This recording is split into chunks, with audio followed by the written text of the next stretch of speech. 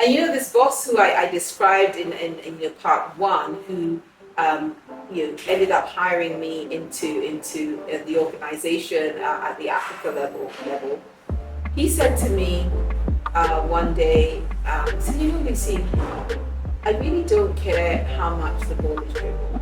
What I care about was a goal scored. Mm. It's such a very simplistic way of saying, yes, you can have a lot of activity and busyness, but is that resulting in an output? Because when we watch a football match, we talk about who won the game. Yeah. We may say, oh, this one team played better than the other, they dribbled more, they had more ball control, blah, blah. We'll say all these fancy things, but the score line. That's the bottom line.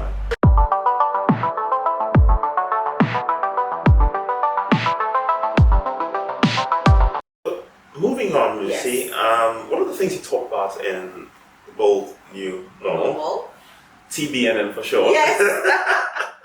You see, I've done my homework. Yes, you have. Is that you talk about the concept of performance and delivering results as opposed to dribbling. Yes. Okay. And when I read the book, for me, I mean, that was really profound because I one of the reasons why we started this podcast was to capture stories of people like yourselves who have somehow managed to succeed against all odds. I mean, you're a woman, some people might not appreciate what that could mean, but you managed to come out of that mold and emerge into a credible leader with proven results. And for me, that's impressive. Okay, and I don't think you got there by dribbling or by talking the talk and trying to whatever. There must have been some results. There must have been. Yeah. So can you just tell our viewers a little bit about what you mean in your book by people need to focus on performance and results? Yeah. Before this episode starts, I'd like to ask a big favor. Your subscription means a lot to us because the bigger this platform gets, the bigger the guests get. So do me a favor, please click on the subscribe button and the bell notification so that you don't miss out on any future episodes. Now let's get back to this episode. As I listen to you, things are playing back in my mind, and I'm thinking, no, you're so right. And this is for people who are watching, people who are listening, who may feel that they find themselves in positions where they are not normative, they're not representative of who's supposed to do well in that environment. You're not alone, but it is possible to do well. And so in response to your question, the starting point is, especially when we're talking in terms of career, in anything in life, but in terms of career, the real starting point is, what does this organization do? What does it want, right? Because what's the output of the organizations exist to do something well economically, whatever it is, whatever you make. And this is where the concept of dribbling versus actual outputs and productivity and results comes into it, because when you work in an organization, excuse me, your contractual obligation is that they'll get something out of you in return for whatever, however you're rewarded. And it's very easy in life to be busy without results. And dribbling is being busy, And this boss who I described in your part one, who ended up hiring me into the organization at the Africa level, he said to me one day, he said, Lucy, I really don't care how much the ball is dribbled. What I care about was a goal scored. Mm. And it's such a very simplistic way of saying, yes, you can have a lot of activity and busyness, but is that resulting in an output? Because when we watch a football match, we talk about who won the game. Yeah. We may say, oh, this one team played better than the other, they dribbled more, they had more ball control, blah, blah. We'll say all these fancy things, but the score line. That's the bottom line. That is the bottom line. And so I encourage people not to get lost in activity, not to get lost in dribbling, not to get lost in being busy. You know, you and I can both testify, you could go through a whole day of activity, be completely exhausted by it and have nothing to show for it. That's right. Zero output, but you expended energy and time. So I really encourage people that you need to be focused on the outcome of the results, the bottom line. And if you're like me and you're different in various ways, whether it's gender, ethnicity, race, there are so many disabilities, there's so many reasons why you may be different in your environment, then unfortunately you have several people around you, not all, but several, who will assume you're capable of less. Assume. Doesn't mean you are, but assume. And so to do well in those environments, it becomes even more important that you're delivering results. More important. If you're not delivering results, then you're even more, you have to deliver even more results to get the same credit for the results that you've delivered. So don't dribble. You only have so much energy. Focus your energy on moving forward and getting the results you need. That's very interesting.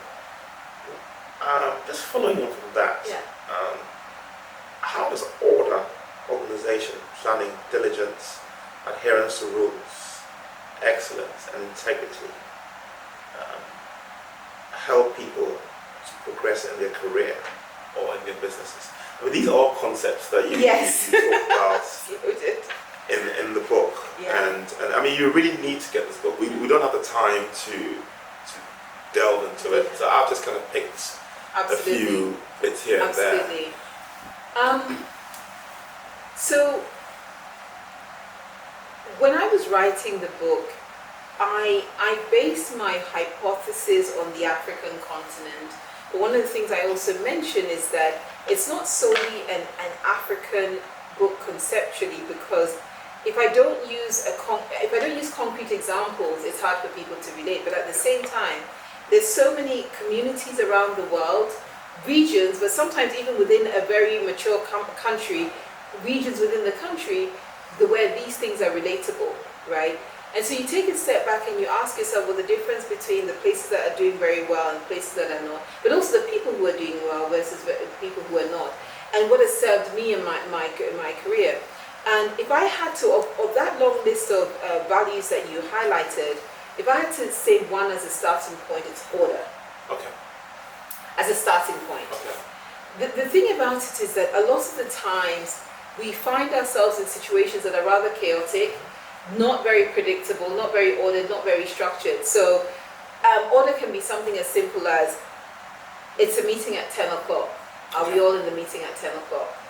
I said I'd get something done on Friday. Did I get it done, or did I communicate before Friday that it wasn't going to happen so we could mitigate?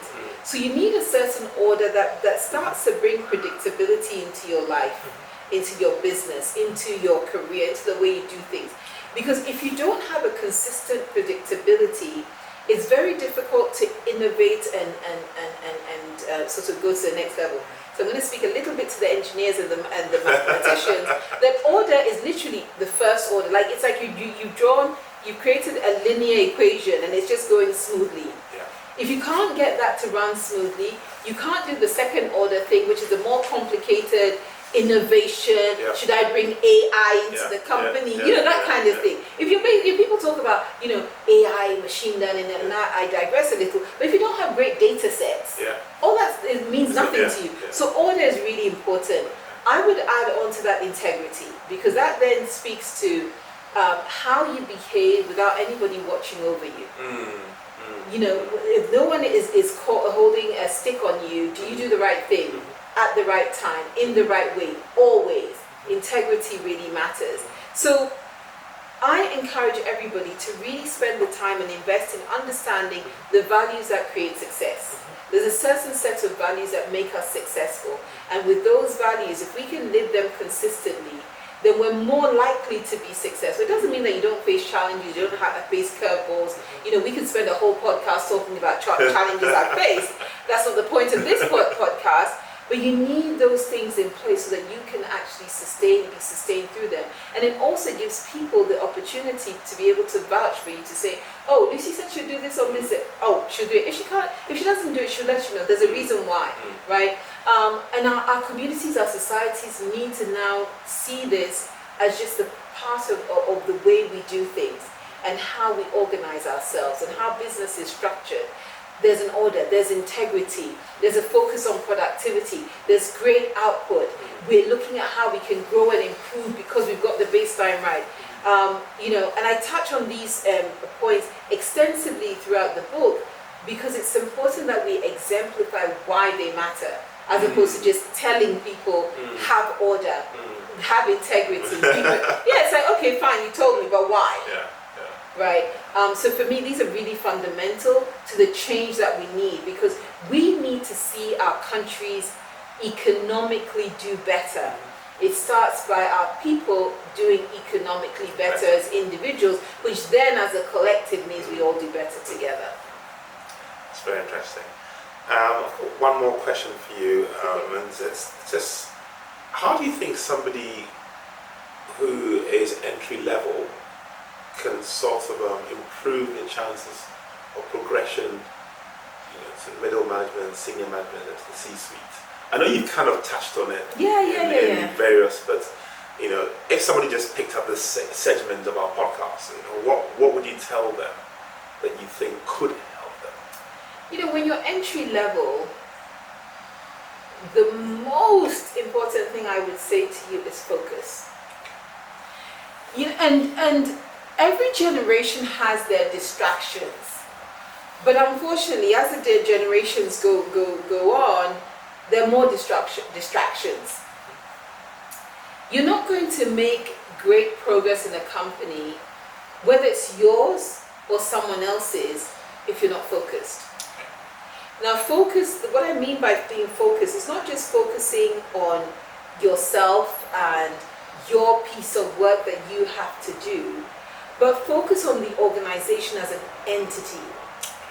Understand what the business is about. Understand what the business produces, whether it produces products or services, whatever it is.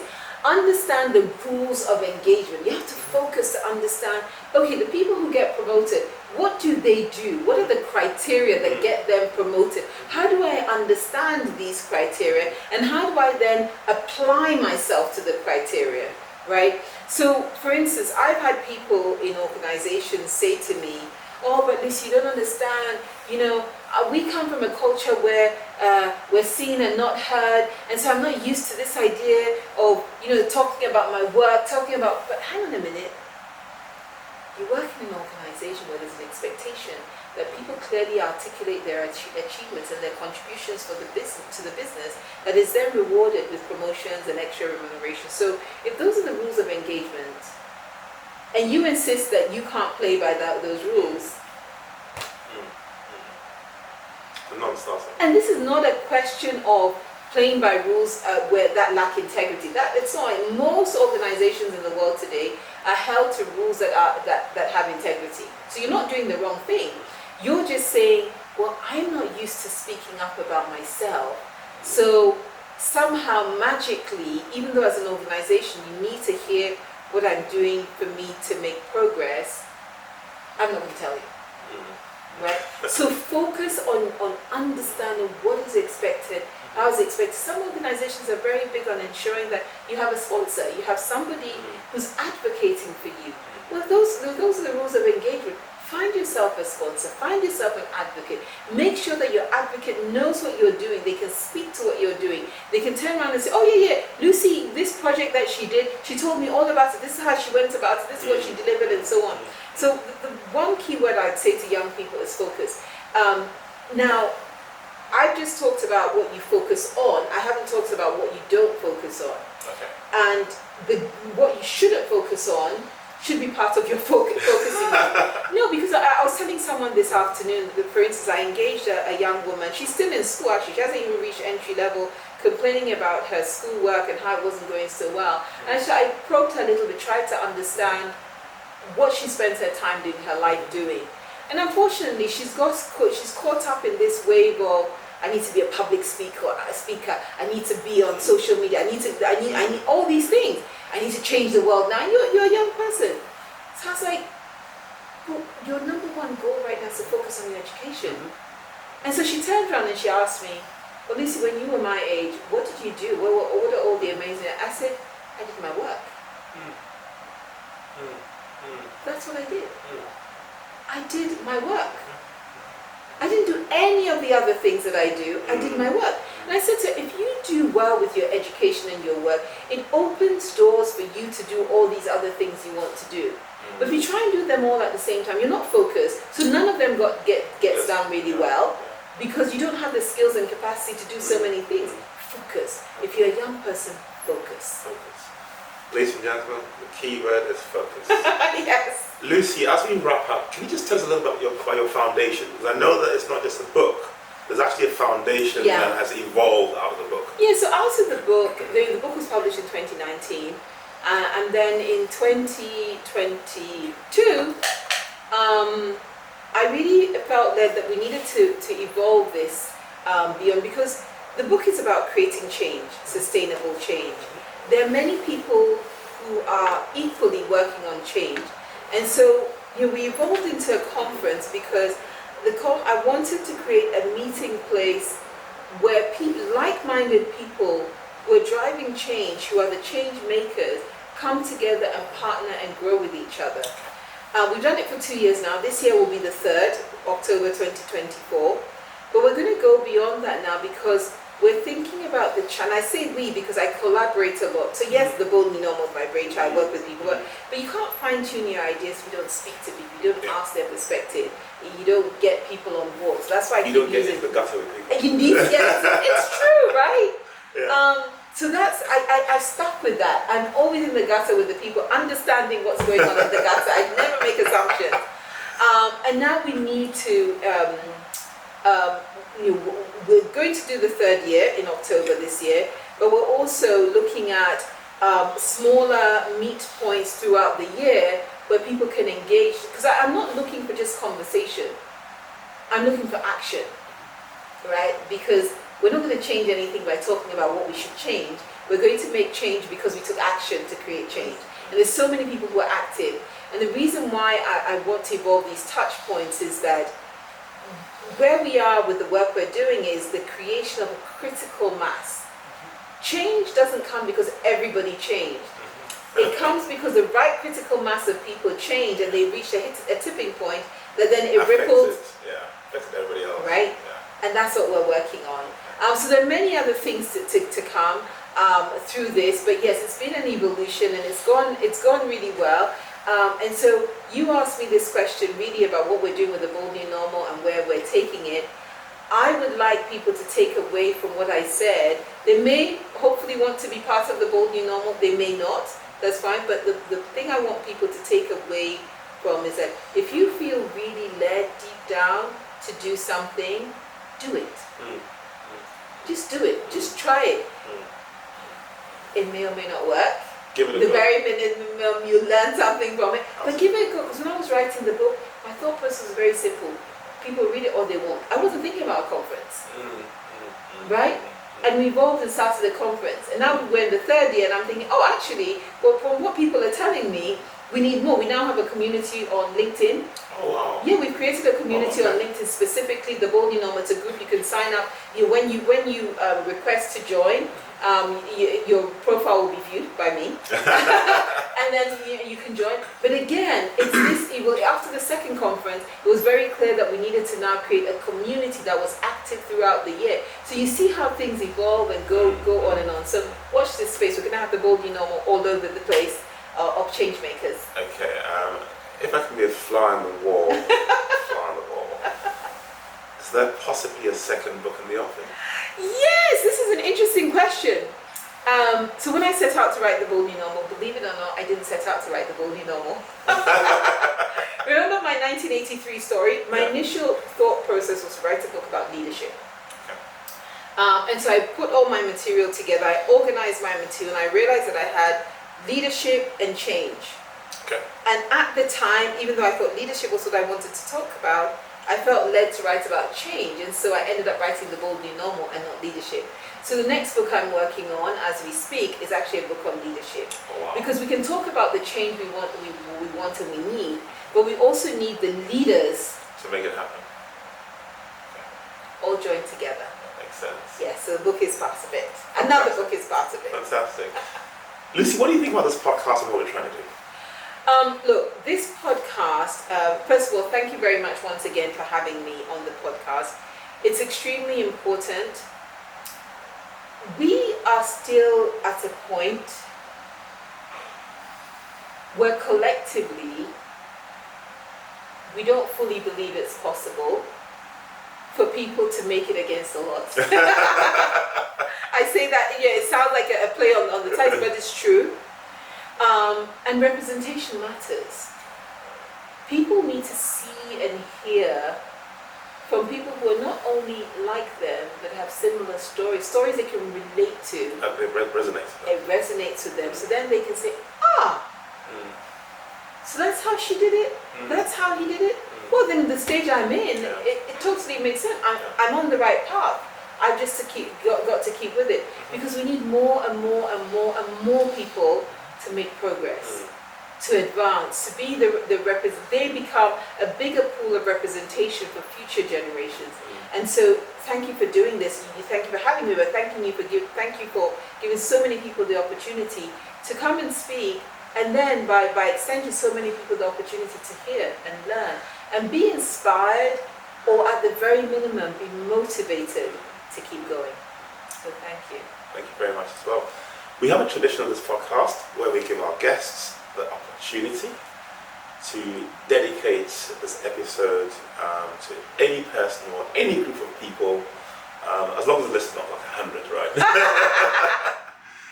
So who would you like to dedicate, or which group of women? Well, there's a group and a person for me.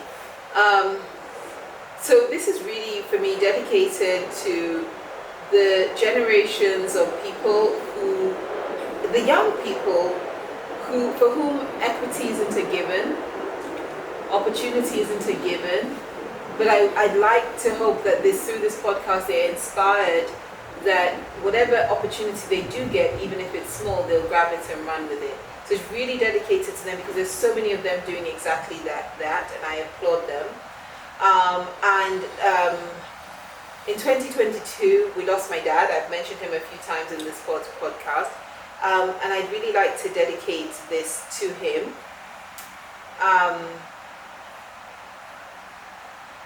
don't know how or why, but he always believed. It's not, we say people believe in you. Yes, he believed in me, but he believed in the possibilities and the things that I could do. I really doubt he was in class with any woman in his engineering class. I don't know, as I mentioned, I really do doubt it. There's so many things he believed possible that I'm not even sure he had actually seen, but he passed on to me and became part of my subconscious way of thinking. And I'm just grateful. So this is for him, for that. By the way, how did you and your husband meet? Same mutual friend again. So the way my husband and I met was that, so a friend of mine was getting married. This is how I tell the story. A female friend of mine was getting married, and she invited me to her wedding. My husband happened to be the good friend of the groom, Peter, who I mentioned earlier. And he was the best man at the wedding. So I get invited through the bride. He's there. He knows the couple, but he's the best man to the groom. And we met at their wedding. You sure it wasn't a setup? No, it definitely was not. I think I'll ask Peter. You should ask Peter. It definitely, as far as I know, it was not a setup at all. It was, we're both going to a wedding. Wow. Literally. Anyway. Okay. And the rest, as they say, it's history. Lucy, I can't say thank you enough, but we're really privileged to have you on our show, and I'm sure our viewers have learned so much. Thank you so much. Thank you very much, and see you next week. See ya.